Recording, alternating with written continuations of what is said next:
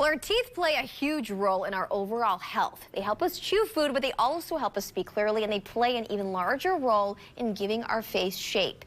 There is an alarming trend, though, dentists are seeing during the pandemic. People actually neglecting their oral hygiene.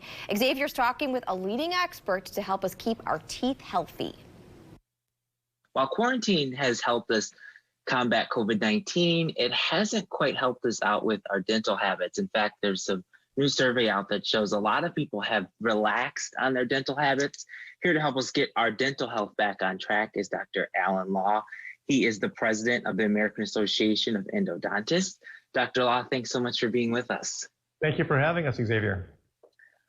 Growing up, we're all taught that we have to brush our teeth every day. I think that's one thing all of our moms and our parents teach us. Why do you think in this time people have gotten a little relaxed with their dental hygiene? I think some of it is change in routine. Our association did a survey and found that 1 in 3 of the respondents were eating more sugary snacks, probably more access to the snacks. 1 in 5 were not brushing their teeth in the morning, and over half were not scheduling regular dental checkups. And all this can lead to increased risk of getting cavities and having pain and infection. So we're hoping that'll change. What are some of the things we can start doing today to get our dental hygiene back on track? Well, first of all, regular brushing and flossing, as you hear from your dentist, is so important.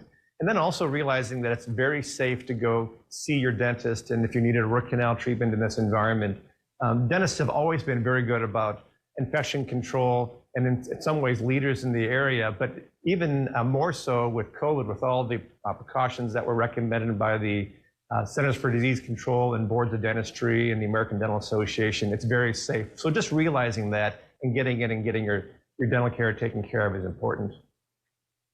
Yeah. Why do you think we should always strive to save our natural teeth? I know some people have the feeling that, well, if my teeth go bad, I can just get dentures. That's not really a good mindset to have.